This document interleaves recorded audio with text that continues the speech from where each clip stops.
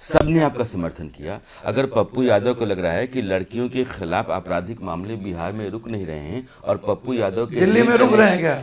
मैं 53 लड़कियां तो दिल्ली से गायब हो रही है डेली। ठीक है, मेरा सवाल भी बिहार का है। अगर आपको लगता है कि बिहार की इतनी घटनाओं के बाद भी आपके अलावा कोई वहां आवाज उठाए तैयार नहीं है, तो जुबानी जमा खर्चा के विपक्ष में है आप, इसलिए नहीं, सभा आवाज उठता है, लेकिन वही है कि आप ये बताइए कि राहुल गांधी ने क्या अपने कांग्रेस के नेताओं को बोला कि तुम लोग मैदान में मैं क्यों बोलूं भैया? क्या तेजस्वी यादव इतने बड़े लीडर है, वो बात तो रख ही रहे हैं। बात बन जाती है। मैं अभी राजनीति नहीं आती है भैया जसवंत जी, मैं तो सीधा हमको छोड़ दीजिए राजनीति से, अब मैं थक चुका हूँ। मैं सीधा सवाल पूछ रहा हूँ कि अगर अब वो विपक्ष के नेता बंद कमरों से बाहर निकलेंगे और माइक जो मीडिया का आएगा, बिहार के विपक्ष का जिम्मेदारी सदन में होती है, उठाते ही हैं। सबके अपने अपने तरीके हैं, मेरे अपने तरीके हैं, जाना, उनकी मदद करना, उनके लिए लड़ना, उनके लिए पैदल चलना। आप मुझे सिर्फ ये बताइए कि आपका तरीका लोकतंत्र के लिए सही रास्ता है या फिर वो बंद कमरों से निकल कर सभी लोकतंत्र में कोई सोशल मीडिया पर सपोर्ट करता है, कोई फेसबुक पर, कोई ट्विटर को सपोर्ट करता है, इंस्टाग्राम को करता है, कोई सदन में कोई संघर्ष करता है। राहुल गांधी जी पैदल चल करके देश को इकट्ठे करते हैं, पप्पू यादव लाठी खा करके और अपमानित होकर के लोगों के लिए लड़ता है, अपनी सब कुछ दे के बेच के लड़ता है, चाहे कोरोना हो, बाढ़ हो, तूफान हो, घटना हो। तो हर आदमी के अपने तरीके हैं। मेरा तरीका हर गरीब का आंसू पोंछो मदद करके, इकोनॉमी दे के, अस्पताल में मदद करो। तो मेरे अपने तरीके हैं, हर लोगों के तरीके में मैं इन्वॉल्व नहीं हो सकता। उनके किन्हीं को अपनी सोच है, जो समझौता करके चल रहा है वो कहाँ इन्वॉल्व हो रहा है, उसको कहाँ गिरफ्तार कर रहे हैं? जानना चाहते समझौता करके कौन चल रहा है? पप्पू यादव, सरकार को लगता है कि अकेले लड़ते हैं। यानी सारा विपक्ष जो है वो चुपचाप खड़ा होकर तमाशा देख रहा है ना। देखिए, अब इस पे तो मैं कोई कमेंट नहीं करूंगा, मेरी जो जिम्मेदारी है वो मैं आपकी बात से आपको सवाल दे रहा हूं। मैं कोई कमेंट, ये लग रहा है कि सरकार को लग रहा है विपक्ष की अपनी अपनी भूमिका है, अपने अपने मुद्दे हैं। मेरे बिहार की बच्ची की हिफाजत है, सुरक्षा है, मैं वो करूंगा, मैं वो लड़ूंगा। निकला मैं सत्येंद्र राय के घर पर हम गए, क्योंकि 3 बच्चे ने, एक मजदूर आदमी की बच्ची को, जो मजदूरी करके बच्ची को पढ़ा रहा था, उसको बलात्कार करने की कोशिश की। अब पोस्टमार्टम रिपोर्ट पता चलेगा, ऊपर 7 माला से फेंक दिया गया। तो मेरे लिए मुद्दा था, वो बेटी थी।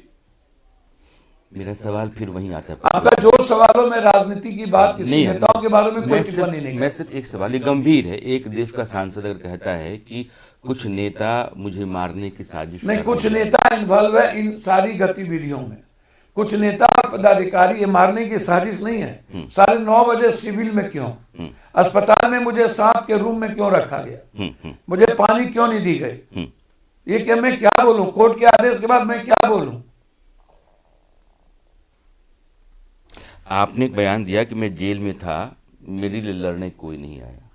नहीं, मैंने ये बयान निकाल दिया। मैंने कहा कि समाज को जिस तरह अपनी बेटी की हिफाजत के लिए और अपने मुद्दों के लिए सड़क पर आना चाहिए, मोरल सपोर्ट मिलता है, नैतिक सपोर्ट मिलता है, आवाज से मिलता है, सोशल मीडिया पे मिलता है, लेकिन सड़कों पर जनता नहीं लड़ पा रही, तो डर तो लगेगा ना भैया, डर तो। एक और बयान है कि इस समय कोई दोस्त नहीं है, किसी पर भरोसा कर नहीं सकता। मुश्किल तो है, जनता इतनी मोरल सपोर्ट कर रहा है, यही बहुत है। स्थिति सर, सब डरता है सरकार की गुंडाई से, सरकार के इस आतंक से। सर, आतंकवादी से भी बदतर व्यवहार किया गया है मेरे साथ, उग्रवादी से। लेकिन जेडीयू के नीरज कुमार ने कहा है कि बिहार की बेटियों के बारे में पप्पू यादव को कोई जानकारी नहीं है। मुझे बहुत गहरी पीड़ा है, और पीड़ा इसलिए भी है कि क्या पूर्णिया की बेटियां पढ़ नहीं रही हैं, क्या पूर्णिया की बेटियां डॉक्टर नहीं हो रही हैं।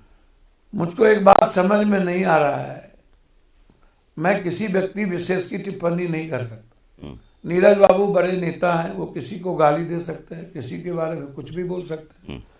मैं किसी व्यक्ति विशेष के बारे में नहीं कहता हूँ। अब प्रज्वला को देखिए, सेंगर को देखिए, ब्रजभूषण भाई को देखिए, आप पूरे देश की स्थिति देखिए, कितने नेताओं को बलात्कार में सजा हुआ है। चुनाव में देखिए कितने नेता का वीडियो वायरल है, पॉर्न का वीडियो वायरल है, कितने बाबाओं का वीडियो वायरल है, सारे बाबाओं को सजा हुई है। उठा करके आप देख लीजिए, 10% बाबा को छोड़ दीजिए तो लगभग बाबा को बलात्कार केस में सजा हुई है निकलने। आसाराम से लेकर के राम रहीम सबको देखिए, लगभग नेताओं के आरोप को देख लीजिए। आप विधानसभा में पॉर्न देखते हुए देख लीजिए। बच्चियों के बारे में मेरी राय बिल्कुल भिन्न है। जो बच्चियां राय दे रही, बच्ची खुद ही बोल रही है कि मैं सुरक्षित नहीं हूं।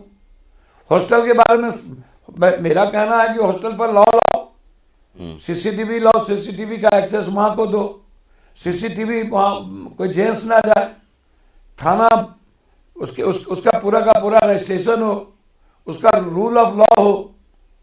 मैं यही तो कह रहा हूं कि बच्ची को या तो मां के देख रेख भी करो, या नहीं तो फिर हॉस्टल में कोई जेंट्स की एंट्री ना हो। कहाँ जा रही है बच्ची, उसकी पूरी की पूरी थंबिंग जो है, जो नौकरी में होता है वो थंबिंग हो, कब निकली कब आई। कितने लड़कियां पढ़ रही हैं, कितनी बच्चियां बाहर जाके पढ़ रही हैं, और घटना कितनी घट रही है। अब उनको मैं तो कुछ नहीं कह सकता हूं, नेता है वो, किसी को गाली दे देंगे। मैं तो नीट्स की बच्ची की सवाल पर बोल रहा हूं, मैं तो देश के बच्ची के सवाल पर बात कर रहा हूं।